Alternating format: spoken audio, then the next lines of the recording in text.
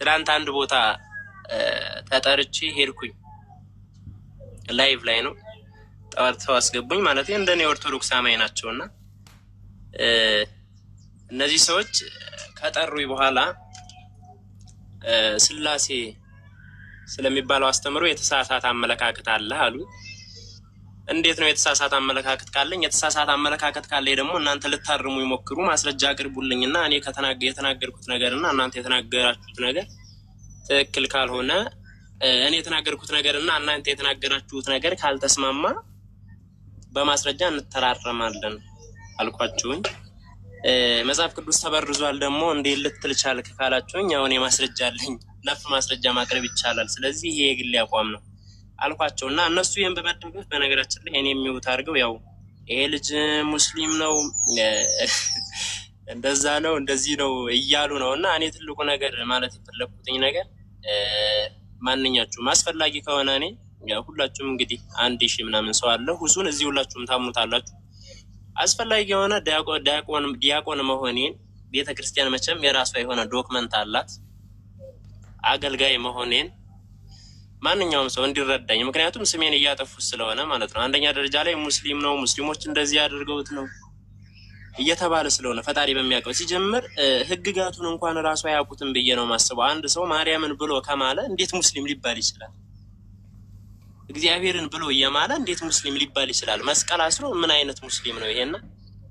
በዛ መልኩ ስሜን ለማጠላሸት እየሞከሩ ስለሆነ አስፈላጊ ከሆነ እንዲሁም በውሱ በኩል ውሱን ታምኑታላችሁ። ሙሉ ፋይሌን ዶክመንቴን እልክለታለሁ። የቤተክርስቲያን ማረጋገጫ የቤተክርስቲያን ዶክመንቴን በውስጥ ለሱ እልክለታለሁ። እሱ ያየዋል እና ካየው በኋላ ደግሞ ያለውን እውነት ለእናንተ ሊነግራችሁ ይችላል። እና ያለው ነገር ይሄን ይመስላል። ትንሽ እየደረሰብኝ ያለው ነገር አሪፍ አይደለም። ይሄን ለማለት ነው። አመሰግናለሁኝ። መርሐባ። እሺ ለእኔ ማሳየት አይጠበቅብህም፣ ችግር የለውም። ሰው በእስልምና ሙስሊም ሆኖ በፍጹም ማርያምን ብሎ ሊምን አይችልም፣ እግዚአብሔርን ብሎ ሊምን አይችልም በፍጹም። እንደተናገረው ነው። ማየት የምትፈልጉ ክርስቲያን ካላችሁ አናግሩት ካለው። አይ መሸነፍ መሰላቸው። ተረዳኸኝ? እኔ ያመንኩበትን ነገር ነው። መጽሐፍ ቅዱስ ተበርዟል ስል በስንት ዓመተ ምህረት የታተመውን በዚህ ዓመተ ምህረት የታተመው እንደዚህ ይላል፣ በዚህ ዓመተ ምህረት የታተመው እንደዚህ ይላል። ስለዚህ መጽሐፍ ቅዱስ አሁን ላይ ያለው መጽሐፍ ቅዱስ እኔ ከተረዳሁት ነገር አንጻር የኢትዮጵያ ኦርቶዶክስ ተዋሕዶ የምትጠቀምበትና ሌሎቹን መጽሐፍ ቅዱሶችን ምክንያቱም ስማቸው አንድ ስለሆነ መጽሐፍ ቅዱስ ስለሚባሉ እነዛ መጽሐፍቶች ስናያቸው የቃላት ጭማሪ አለባቸው። ስለዚህ ይህ መጽሐፍ ቅዱስ ተበርዟል ብንል ምን ችግር አለው? ህዝቡን እንደውም እናስጠነቅቀዋለን የሚል ሀሳብ ነው ይዤ የመጣሁት። አለቀ። ሌላ ምንም አይነት ሀሳብ ይዤ አልመጣሁም። ይሄን ስላልኩኝ ግን እነሱ ምን ማድረግ ፈለጉ መሰለህ? ምክንያቱም እኔ አሁን ለምሳሌ ኦርቶዶክስ አማኝ ነኝ፣ በኦርቶዶክስ እምነቴ ላይ እንደ ጸናሁኝ ነኝ አለሁ በዛው ደረጃ። ነገ እኔ የሆነ ነገር ቢገባኝ እንኳን ራሱ ተረዳችሁኝ፣ የሆነ ነገር ቢገባኝ እንኳን ራሱ አስቀድሞ ስም የማጠልሸት ነገር ነው የመጣው። ምክንያቱም ልጁ ሙስሊም ነው እየተባለ ነው፣ ሙስሊም ነው እንደዚህ ነው እንደዛ ነው። እና ይሄን ስም ማጥፋት በጣም ስለገረመኝ እና ወንድሞቼንም ደግሞ ላጣ ስለማልፈልግ አንደኛ ተረጋግቶ ማውራት በራሱ እንዴት እንደዚህ ሊያስብል ይችላል እኮ? ኢየሱስ ክርስቶስን እያስተቸው አይደለም። ጥያቄ ጠይቃለሁ ላይ ገብቼ ተረጋግቼ ነው የማወራው። ስለዚህ እነሱ የሚመልሱልኝ መልስ ለመስማት እሞክራለሁኝ። ከዛ በኋላ ደግሞ ያልገባኝን ነገር እጠይቃለሁ። ከተዋጠልኝ እቀበለዋለሁ፣ ካልተዋጠልኝ ደግሞ ተዋለሁ። አለቀ። የኔ ዓላማ ይሄና ይሄ ብቻ ነው። እና እንደዚህ አይነት ስራ አለ። ይሄን ለማስታወስ ያክል ነው። አመሰግናለሁኝ። እሱዬ አይሽ እሺ፣ ጥያቄ አለ? ይቀጥል። ጥያቄ አለኝ። ሰላም አለይኩም። ሰላም ወራህመቱላህ። እኔ ጥያቄ ወአለይኩም ሰላም። እሺ ያ እኔ ልቀጥል? ቀጥል። አሁን ጥያቄ የራሴ ነው እና እኔ ኦሮምኛ ትችላለህ እንዴ? አፋን ኦሮሞን ቤኩ እንጅሩ በቃ በኦሮምኛ ሊሞክርና እኔ የራሴ ነው ጥያቄ። የኔ ጥያቄ ደግሞ እኔ ሻርቢ መልበስ እኔ ወታደርና አንዳንዴ ሻርቢ ይከለክሉኛል እና ሻርቢ አትልበሱ ይላል ሚኒስትር ላይ። ይሄ እንዴት ይታያል? ትቼ መሄድ እችላለሁ ወይስ እንዴት ላድርጎ? አንደኛ ይሄ ነው። ሁለተኛ ደግሞ እሺ ወታደር ሁለተኛ ደግሞ አዎ ነኛው። እሺ ሶላት ትሰግጃለሽ? ሰላትም አንዳንዴ ያው ስራ ሳይኖር አንድ ላይ ሰግዳለሁ። አንዳንዴ ደግሞ አዲስ ሰለምት ነኝና አንድ ላይ ሰግዳለሁ። አንዳንዴ ደግሞ ሚተውት ወቅት አለና ይሄ እንዴት ይታያል ነው? ሶላት መስገድ አለብሽ። ሶላት አቋርጠሽ ሙስሊም ልትባል አትችይም። ሶላት ግዴታ ነው። እሺ ሶላት ከተዋችሁ ሙስሊም አይደላችሁም። ነቢያችን ሰለላሁ ዐለይሂ ወሰለም ሐዲስ ላይ አልዐህድ አለዚ በይነና ወበይነሁም አሰላህ ፈመን ተረከሃ ፈቀድ ከፈረ አሉ። ሶላትን የተወ በእርግጥም ካደ ብለው ተናገሩ። በይነ ረጅል ወበይነ ሽርክ ወልኩፍር ተርኩ ሰላት አሉ። በአንድ አማኝ ሰውና በክህደት መካከል ያለው ሶላትን መተው ነው አሉ። ሶላትን ከተወ ክህደት ላይ ይሆናል ማለት ነው። ስለዚህ ሶላትን መተው አይቻልም። አንድን ሶላት ሆን ብሎ የተወሰው ይከፍራል። ሆን ብሎ የተወሰው ይከፍራል። ወደ አላህ ሱብሓነሁ ወተዓላ ይርቃል። ከአላህ ርቃችሁ የምትኖሩት ህይወት ሞት ነው። ሞት ነው።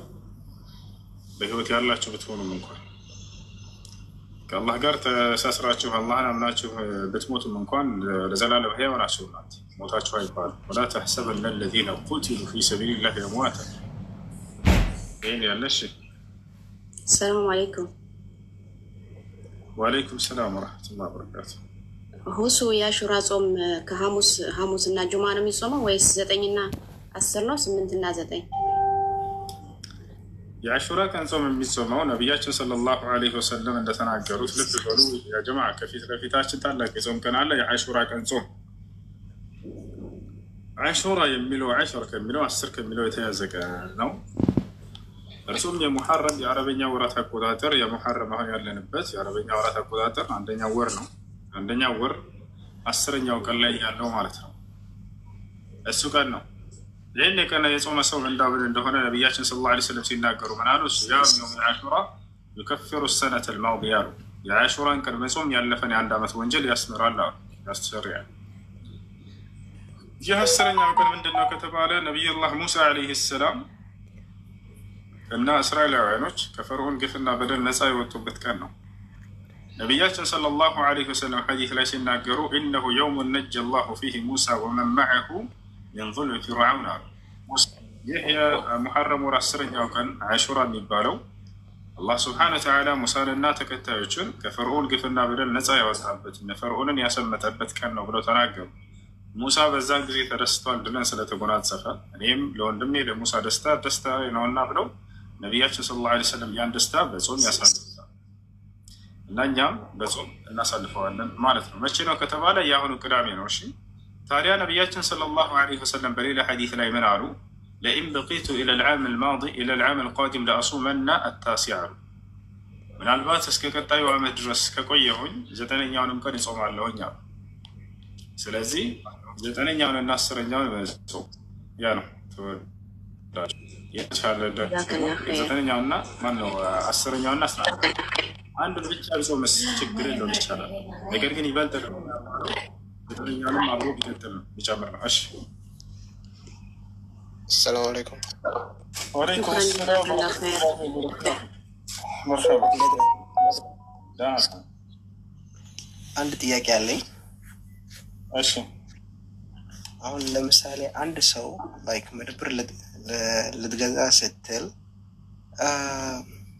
ዝርዝር የለኝም ይላል። የሚመችህ ቀን ታመጣለህ ካለ ከዛ በኋላ ከ2 ወር በኋላ እዛ አካባቢ ሲሄድ ሰውየው ኦር መደብር ውስጥ ከሌለ ኦር ደግሞ መደብሩ ተሽጧል ሰውየውም የለም፣ ብሩን እንዴት ማድረግ ነው? አድራሻውን ፈልጎ መስጠት። አድራሻውን ማግኘት ካልቻለ ደግሞ በአካባቢው ለሚገኙ ሰዎች ጠይቆ ዘመድ ካሉት ለዘመዶቹ መስጠት። ዘመዱም አድራሻም ሁሉ ከሌለ በአካባቢው ለሚገኝ ምስኪን ድሃ ያንን በሰደቃ መልክ መስጠት። ኦኬ። ሁለተኛ ጥያቄ ደግሞ አንዳንድ ጊዜ ሰው ልጅ ላይክ ኡምራ ሲሄድ ኦር መካ ሲሄድ ይቅርታ ምናምን ይባባላል ከዛ በኋላ ኡምራ ከሄድና